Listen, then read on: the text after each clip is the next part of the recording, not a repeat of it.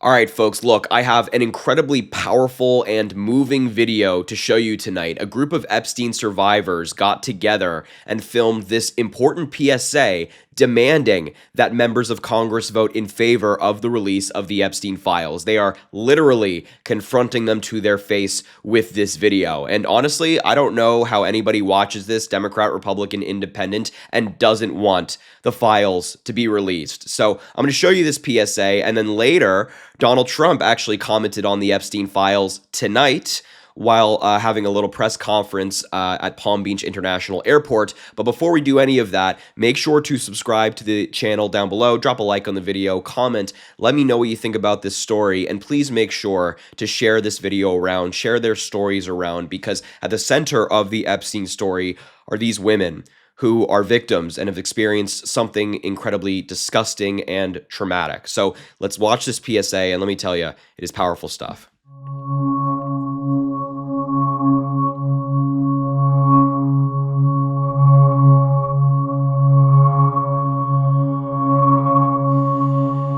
I suffered so much pain. So much pain. So much pain. I suffered so much pain.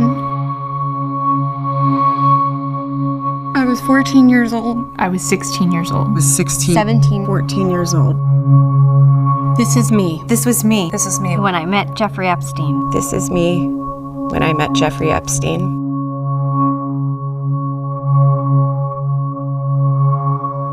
There are about 1,000 of us.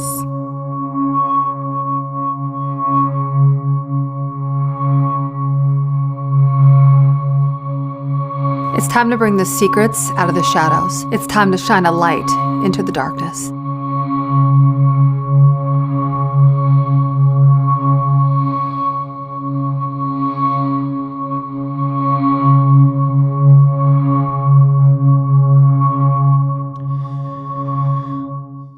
Wow, goosebumps, seriously, watching that. That was incredibly powerful, so well done, and so brave by these women to come forward and make a video like this. I understand how, I can only imagine how intimidating it must be to kind of put your face to this when you have so many MAGA people out there attacking anybody surrounding this story, people who are trying to get the files released, the women themselves. It just took a lot of courage to do this, and I applaud them for doing it because they did such an amazing job with this PSA. And as you heard in that video, you know, there's at least 1,000, and there are many who haven't come forward.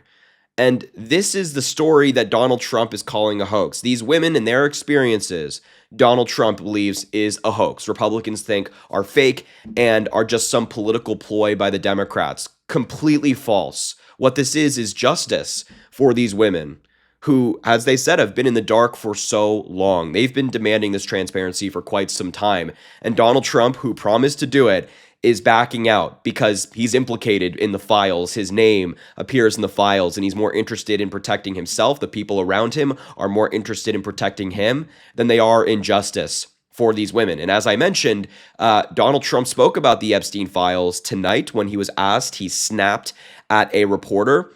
And despite all of these women writing letters to him, writing letters to Republicans, demanding that the files be released, Donald Trump had this response when he was asked about the Epstein files being released. They would like to talk. Mr. President, Representative Massey says he's concerned that the Epstein probe you are calling for could be a smokescreen to block the release of more files. Is that the case? Well, I don't want to talk about it because fake news like you're a terrible reporter, and fake news like you, they just keep bringing that up to deflect from the tremendous success of the Trump administration.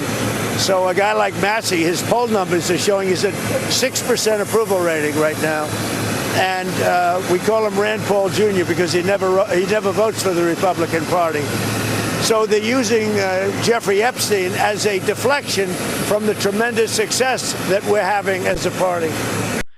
I mean, that is absolutely horrifying, right? We just saw this PSA. We just saw these women talk about their experiences. And Donald Trump is focused on the person asking the question. He said, it's fake news. You're a terrible reporter for doing so. It's fake news. These files are not fake. Their experiences are not fake. Their experiences are not a hoax, as Donald Trump likes to commonly refer to this whole story as. It is disgusting that the president is essentially spitting in victims' faces with comments like this, and also spitting in the face of the American people who want transparency. The people want these files to be out in the public, and he's just calling it fake and saying it's a distraction. It's not a distraction, it's justice. But he will never be able to understand that. And he's doing this to protect himself, and that's so clear. And we know why. Right? We know why Donald Trump is doing this to protect himself, because he's concerned about what's in the files. When Jeffrey Epstein's brother did an interview with Don Lemon over the summer, he said that he knows for a fact that Jeffrey Epstein had dirt on Donald Trump. Just listen to this brief part of the interview. You wouldn't be surprised if Donald Trump was behind your brother's death? Are you saying that Donald Trump had your brother murdered, do you believe? I'm not saying that. I'm saying if that's what it was, I wouldn't be surprised. We know that Jeffrey had dirt on Donald Trump. We know that. That's a fact. Because he said in 2016 with the election that if he said what he knew, they'd have to cancel the election. He didn't tell me what he knew, but that's what he said. And I've been public about that before. That shouldn't come as a shock. Dirt like what? Dirt about what? Of course, Steve Bannon said that the only person he feared for Donald Trump's sake was Jeffrey Epstein. Why? What do you think? Jeffrey was going to beat him up? No, it's because of what Jeffrey knew. And what did Jeffrey know? Well, I don't know. He didn't tell me what he knew, but he said if he said what he knew, they'd have to cancel the election. That's a direct quote. There you have it. I mean, Jeffrey Epstein's brother, Mark Epstein, is saying that Epstein had dirt on Donald Trump. And it was so bad that, his quote of they'd have to cancel the election if I revealed what I knew about Donald Trump. And so Trump knows that this information is out there. People know it. Jeffrey Epstein did. And perhaps in these files that these women are demanding to be released, some of that information is contained. Here's another email that is just getting resurfaced as part of that 20,000 email drop.